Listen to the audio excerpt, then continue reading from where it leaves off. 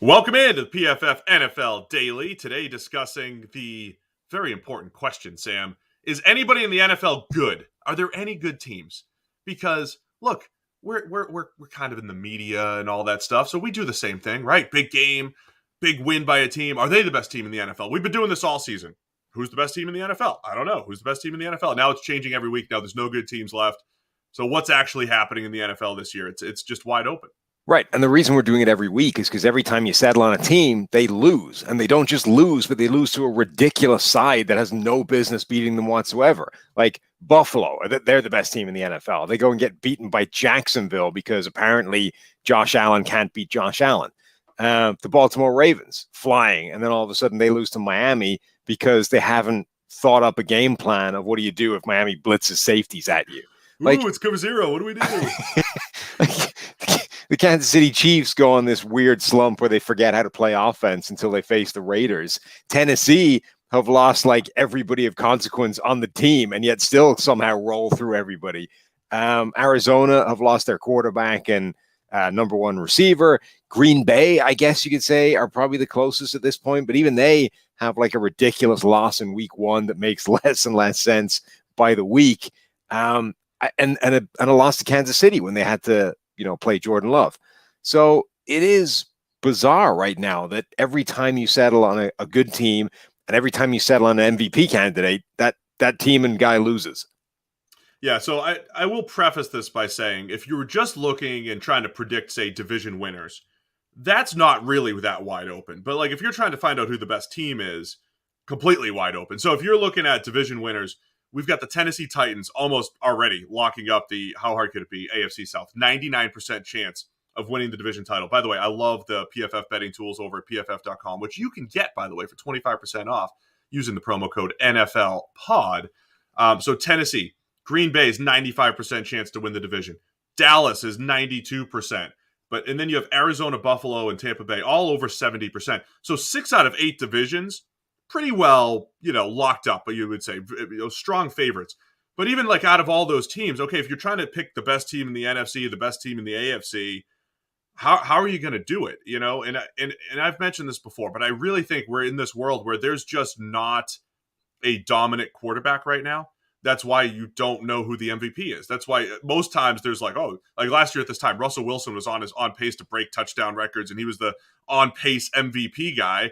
Aaron Rodgers was kind of in the mix. You had clear-cut MVP candidates. You had clear elite quarterback play. We're not getting that this year across the NFL. The quarterback play is condensed and much closer than it's ever been, and I think that's a big part of why things feel so wide open right now. Yeah, another way of looking at just how close it is at the top, if you go to PFF's Power Rankings, which you'll find at the top of the website on the betting tab and scroll down a little bit, 8 different teams have a greater than 5% chance of winning the Super Bowl, but nobody is above 13%. So, like, there's a bunch of teams, all those teams that we've been talking about, and are they good? Are they the best team in the NFL? They're all, like, right in the running. All those teams have essentially that have the division locked up, plus a couple of others that we expect to be good and in the playoffs at the time when January rolls around.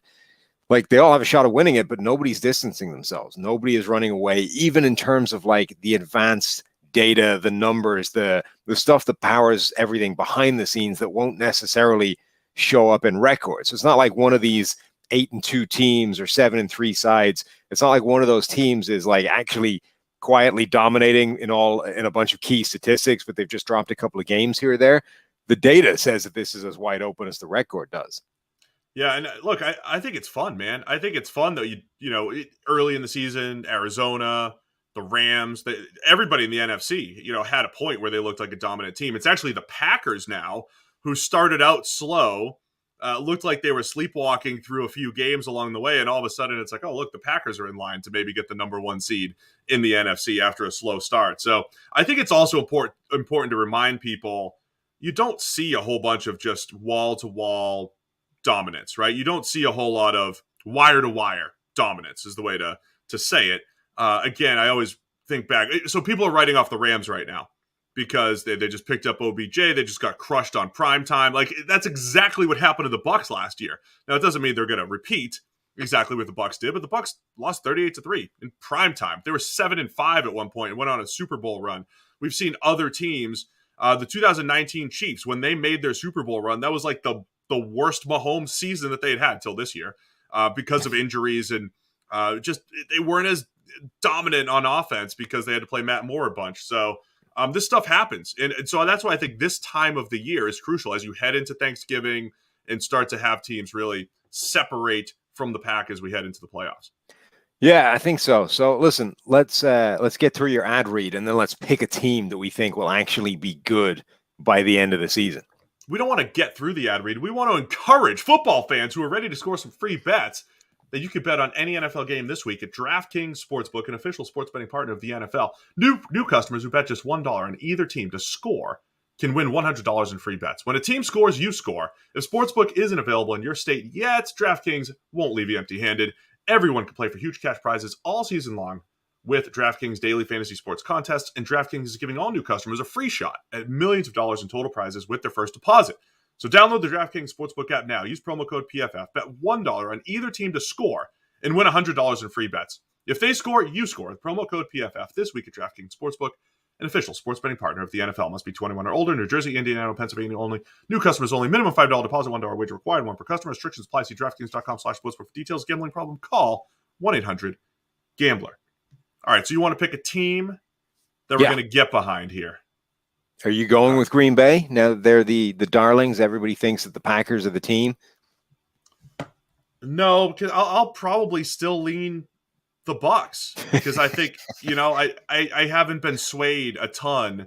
It was a very disappointing game against the football team, but I still think they have a golden opportunity, 21st most difficult schedule. So on the easier side for the rest of the season, at some point you're going to get Antonio Brown and Rob Gronkowski back.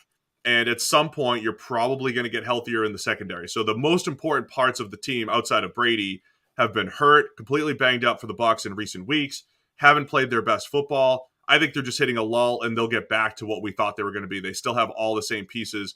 So I'm not ready to completely give up on the Bucs. I do think they're the best team in the NFC, and will eventually rise back to the top, get the number 1 seed, and go to the Super Bowl. Okay. I'll give you a team in each conference, and then I'll give you a runner-up as well, a team that I also think has a lot working for them. Okay, maybe I need more teams then to compete with all your teams. Right.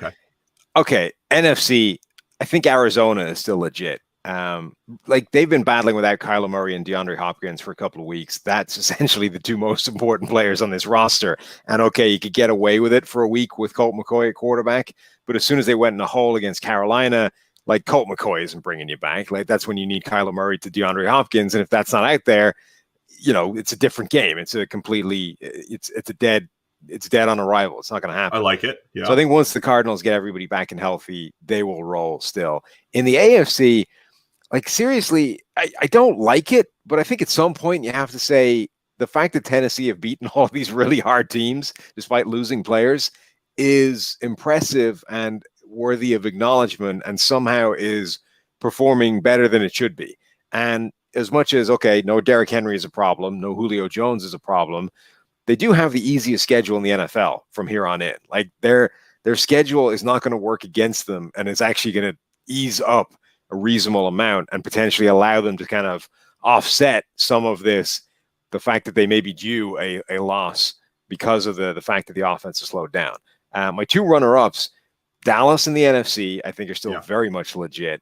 And then Buffalo in the AFC, I think are still absolutely legit. At this point, I'm willing to throw out that Josh Allen game as a weird, freakish event of names. I don't think it means anything. The Jacksonville game means absolutely nothing except fate had to intervene to cause Josh Allen to beat Josh Allen. Never fear, Bills fans. Josh Allen does not need to see Josh Allen ever again for the rest of the season.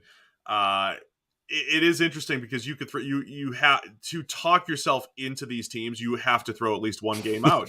Titans, you have to throw away the Jets game. Right. The Bills, you have to throw away the Jags game. For the Bucs, I'm definitely, if you're throwing out a game, I'm 100% willing to throw out a Josh Allen game because it's just too freaking weird not to. Yeah, Josh Allen had to reclaim his name in the Jaguars edge defender. Did it. I'm with you on the Cowboys. I think the game you have to throw out for them, of course, is the game where they pretty much lost 30-0 to the Broncos before the 2 late touchdowns. But Dallas has all the pieces. Dak Prescott playing at a high level, all the playmakers. They're good up front when healthy on the offensive line, and the defense is making plays this year.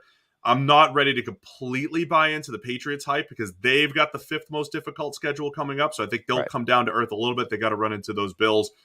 This is why it's fun, though, man. And also, like, really quick, we were writing eulogies for the Chiefs a couple weeks ago. Yeah, they ran into cover 3 instead of 2 high. Maybe that was a big factor this week against the Raiders, but you at least had that explosive, dominant element on the offense. The defense is looking better. Are the Chiefs just the same team that they were outside of this slump? Well, this week is really interesting because now the Chiefs face Dallas, right? I know Dallas's defense has been pretty good this year. They've certainly been dangerous, but it's the same tree as what the Raiders did. Now, but they've adjusted more than the Raiders, right? They mix it up more than the Raiders do, and you would imagine they're more willing to do that. But again, this is like, here's the blueprint, and here's what you do. Pick one, because you can't do both, right?